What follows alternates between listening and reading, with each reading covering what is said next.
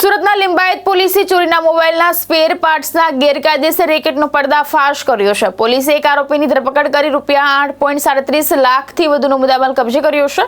તપાસમાં છેલ્લા 3 વર્ષથી ગેરકાયદેસર ધંધો ચાલતો હોવાનું સામે આવ્યું છે।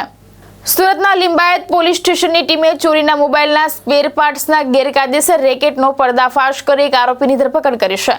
પોલીસે આરોપી પાસેથી 348 mobile phone, 350 motherboard, 2304 sim card, 327 memory card સહિત કુલ ₹8.37 લાખથી વધુનો મુદ્દામાલ કબજે કર્યો છે।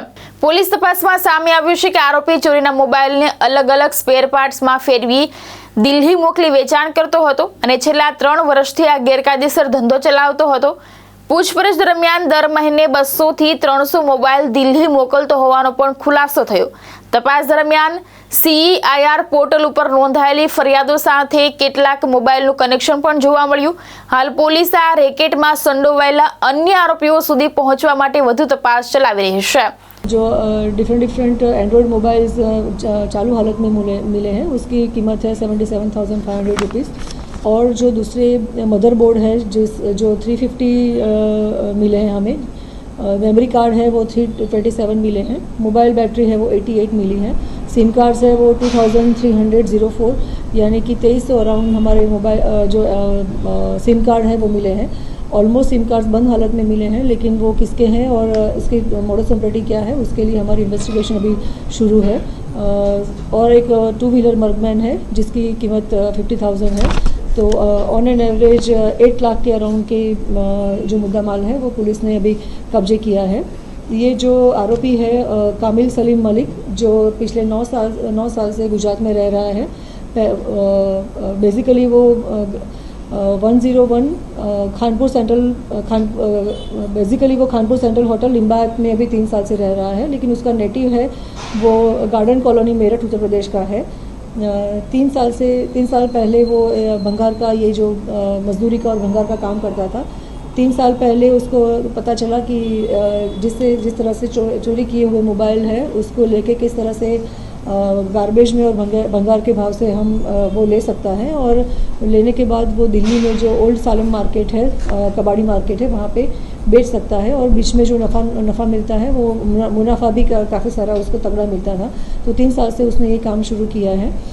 जो ओल्ड सालम मार्केट है दिल्ली में, कबाड़ी मार्केट, वहाँ का है इमरान, मोमिन और फिरोज़, ये तीनों के कांटेक्ट में वो रहता था। और यहाँ से ये जो आप देख रहे हैं वो सभी चीज़ें लास्ट 15 डेज़ में उसने कलेक्ट किया है। और ये सब चीज़ें लेके 15-20 दिन में वो सूरत से दिल्ली जाता था और दिल्ली कबाड़ी मार्केट में ये सब बेचता था। वो कहाँ से लाता था तो उसकी जो इन्फॉर्मेशन हमें मिली है वो सागर देवी पूजक है जो गुरादरा देवत गांव का रहने वाला है। एक भोला करके है देवी पूजक जो शनिदेव मंदिर के पास देवत गांव गुरादरा सूरत का रहने वाला है। तीसरा है चेतन देवी पूजक रहे खोडियार नगर डिंडोली सूरत शहर का रहने वाला है। और चौथा है विपुल रहे खोडियार नगर डिंडोली सूरत शहर का। इन लोगों के पास से ये सब चीज़ें वो कलेक्ट करता था। मोबाइल पहले जो मिलता था उसमें से मेमोरी कार्ड अलग करना, सिम कार्ड अलग करना, आप जैसे देख रहे हैं वो मदरबोर्ड अलग करना, बैटरी उसकी अलग कर देना, और जो बॉडी का मोबाइल का जो बॉडी है वो अलग कर देना। तो उसका भी उसको वहाँ पे कबाड़ी मार्केट में डिफरेंट रेट मिलते थे। 500 से लेके 1500 रुपीज़ तक के उसके पास वहाँ पे उसको पैसे मिलते थे। जो मेमोरी कार्ड है वो 10 रुपीज़ पर पीस में वो बेचता था। जो मदरबोर्ड है और जो बैटरी है वो 500 से लेके 1500 रुपये तक की उसकी बिक्री होती थी। और जो सिम कार्ड है वो 4000 रुपीज़ पर केजी के भाव से वो वहाँ पे बेचता था। हमने जितना भी उसका अक्यूज़ की हिस्ट्री चेक किया है, पुलिस की जो रिकॉर्ड्स है उसमें अब पहले कभी उसका कोई नाम कोई गुनाहित कृत्य में नहीं आया है। फिर भी हमारी इन्वेस्टिगेशन अभी चालू है कि उसने पहले ऐसे कुछ काम किए हैं कि नहीं, किस तरह से वो ये इतने सालों से काम करता था। तो वो भी जैसे ही हिस्ट्री मिलती है हम आपको देंगे। इसका एजुकेशन क्या है और इसको जो मोबाइल देने आते थे वो लोग कौन थे, क्या उसकी जानकारी मिली? उसका कोई हायर एजुकेशन नहीं है, इतना पढ़ा लिखा हुआ नहीं है। और जो लोग मैंने आपको बताया कि डिंडोली शहर के और खोडियार नगर के और देवत गांव के हैं, चेतन, विपुल, भोला और सागर, उन्हीं के पास से ये गंगा के गांव में ये जो मोबाइल चोरी किए हुए मोबाइल्स है वो लेता था। उसमें से स्पेयर पार्ट अलग करना है और यहाँ से दिल्ली में हर 15-20 दिन में दिल्ली जाकर वहाँ पे वो मार्केट में, कबाड़ी मार्केट में बेचता था।